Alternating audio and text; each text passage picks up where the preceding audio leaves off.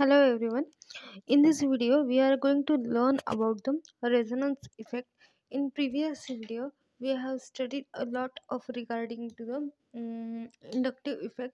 The inductive effect is over in the previous video. In this video, we are going to learn about the resonance effect.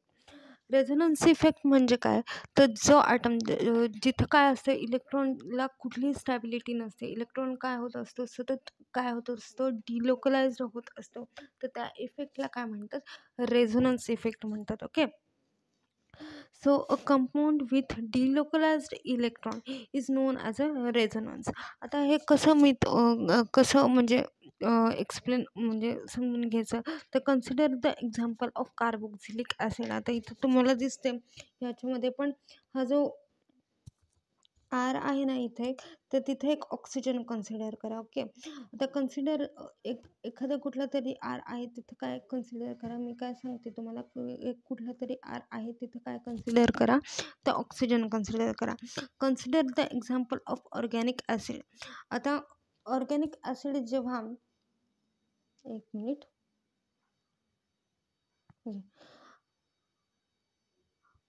Carboxylic acid कसं दिसतो, C double bond O आणि इथं काय असतो O H, असं काय दिसतं, carboxylic ॲसिडचं structure दिसतं. बरोबर.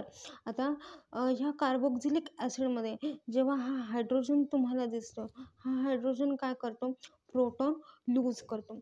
प्रोटॉन लूज केल्यानंतर काय होतं, तुम्हाला स्ट्रक्चर काय दिसतं, some like this after the donation of the proton. मग काय होतं, हे इलेक्ट्रॉन, आता इथं काय आहे, कार्बन ह्याने काय केलेलं आहे, प्रोटॉन डोनेट केलेला आहे. आता ह्याच्याकडे काय आहे, इलेक्ट्रॉन एक्स्ट्राचे प्रेझेंट आहे. तर इलेक्ट्रॉन कसे लोकलाइज होणार, इलेक्ट्रॉन इथं जातील किंवा इलेक्ट्रॉन इथं जातील. Okay. So the delocalised electron does not belong to the single atom, म्हणजे फक्त ह्याच ऑक्सिजनशी बिलॉंग नाही होणार ते, तर हा जो तुम्हाला सेकंड ऑक्सिजन दिसतोय त्या ऑक्सिजन सोबत पण काय करणार, ते बिलॉंग करणार. ओके. सो परत एकदा बसते, a compound with delocalized electron is said to have a resonance. Consider an example of carboxylic acid. When it loses a proton, the electron density is shared to both oxygen atom. म्हणजे जेव्हा hydrogen release होतो तेव्हा जी electron density आहे ती या दोन्ही ऑक्सिजनने काय केली जाते, शेअर केली जाते. Okay. The delocalised electron does not belong to single atom, nor they confine the bond between the two atoms. There are two resonating forms of the carboxylic acid. Neither this form is the correct structure of the carboxylic acid. Okay.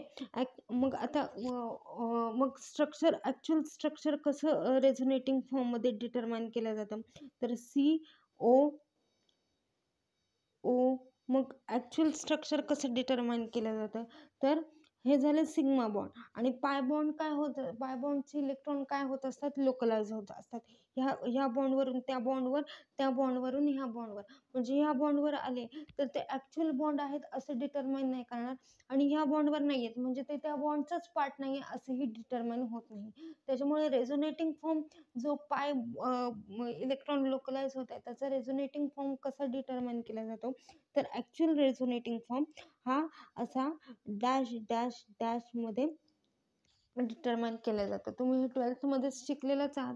So there are two resonating form of carboxylic acid.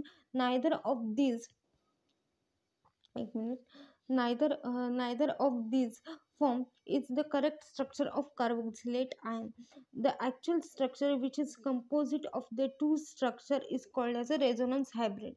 तुम्हाला मी आता जे काढून दाखवलं, C, त्याच्यानंतर ओ, इथं ओ, त्याच्यानंतर असं डॅशमध्ये ओ, sorry डॅशमध्ये पाय बॉन्डचे इलेक्ट्रॉन जे लोकलाइज होत आहेत ते कशामध्ये दाखवले, डॅश बॉन्डमध्ये दाखवले. तर ते काय आहे, resonance hybrid, and is drawn by using a dotted lines to show that the electrons are delocalized. Okay. So the another example of the resonance is a benzene. आता बेन्झीनचं स्ट्रक्चर तुम्हाला माहिती आहे, बेन्झीनचं स्ट्रक्चर कसं असतं, असं असतं. ओके, बेन्झीनचं स्ट्रक्चर 6 रिंगमध्ये असतं आणि ह्याच्यामध्ये 6 पाय इलेक्ट्रॉन्स असतात. म्हणजे हा अल्टरनेटिव्ह पाय बॉन्ड असतो. या साईडचा एक इलेक्ट्रॉन, एक मिनिट, या साईडचा एक इलेक्ट्रॉन, या साईडचा एक इलेक्ट्रॉन, या साईडचा एक इलेक्ट्रॉन, या साईडचा एक इलेक्ट्रॉन, त्याच्यानंतर या साईडचा एक इलेक्ट्रॉन, या साईडचा एक इलेक्ट्रॉन. किती झाले एकूण? 6 पाय इलेक्ट्रॉन.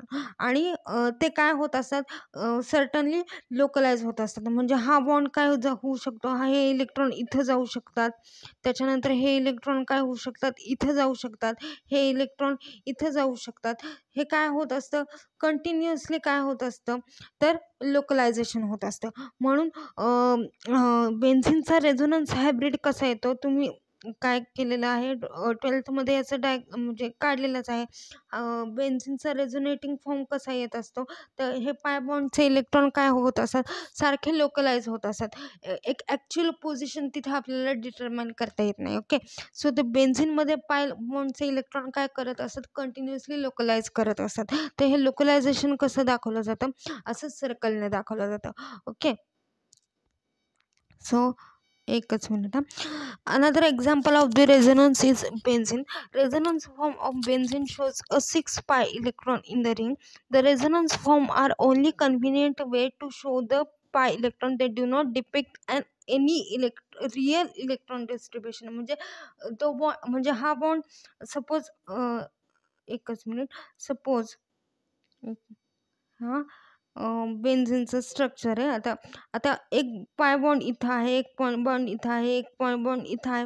हा जर इथं असेल म्हणजे इलेक्ट्रॉन, पाय बॉन्डच्या इलेक्ट्रॉनची पोझिशन इथंच आहे असं आपण डिटरमाइन करत नाही, कारण पाय बॉन्ड काय होत असतात, कंटिन्युअसली लोकलाइज होत असतात. Okay, so it is a midway what is represented by a two resonance form. The actual structure of benzene is a resonance hybrid which is the average of two forms. आता इथं तुम्हाला दिसतंय काय, इथं 1 minute, इथं बेन्झीनचं structure आहे. Carbon number 1, carbon number 2, carbon number 3, carbon number 4 असे कार्बनला नावं दिली जातात. आता 1 आणि 2 मध्ये पहिल्यांदा तुम्हाला काय दिसतं, हे डबल बॉन्ड दिसतं. पण सेकंड रेझोनन्स फॉर्ममध्ये तिथे तुम्हाला डबल बॉन्ड दिसतो का, नाही का, तर त्याने पोझिशन चेंज केली. म्हणजे काय होते, हा पाय बॉन्ड काय करतोय, तर त्याची पोझिशन काय करतोय, सतत चेंज करतोय. त्याच्यामुळे इथे तुम्हाला काय दिसते, रेझोनन्स हायब्रिड दिसते. ओके, आता रेझोनेटिंग डायग्राम्स काढण्याचे काही रूल्स आहेत, इथं मी फक्त डिपिक्ट करते, ते फक्त ऐका तुम्ही. Resonance form exist in only on a paper, that is they have no real existence. म्हणजे असं काही रियालिटीमध्ये नाही आहे, फक्त रेझोनेटिंग फॉर्म काय आपण पेपरवरती डिटेक्ट करतो. म्हणजे आता बेन्झीन ॲक्च्युअल दिसताना इथं, हे बघा, इथं तुम्हाला बेन्झीन ॲक्च्युअल दिसताना असं दिसतं, पण हे काय रेझोनेटिंग हायब्रिड हा काय ॲक्च्युअल फॉर्म नाही, हे फक्त आपण काय करू शकतो, पेपरवरती डिटरमाइन करू शकतो. Okay, resonance form exist only on a paper, that is they have no real existence. The different resonance structure are interconvertible and are shown by the double headed structure. म्हणजे आता इथं बघा, बेन्झीनची 1 नंबर रिंग आणि 2 नंबरची ring, बॉन्डची, पाय बॉन्डची position काय आहे, वेगवेगळी आहे, दिसते वेगवेगळी, बरोबर तुम्हाला. सो हे काय आहे, इंटरकन्व्हर्टेबल म्हणजे आहे. जर एक बॉन्ड, एक मिनिट, एक बॉन्ड जर तुम्हाला इथं दिसतोय, तर तो नेक्स्ट टाइमला हा बॉन्ड कुठं दिसतोय, तुम्हाला इथे दिसतोय. हा बॉन्ड इथे दिसतोय, तर नेक्स्ट टाइम तुम्हाला हा बॉन्ड कुठे दिसतोय, इथे दिसतोय.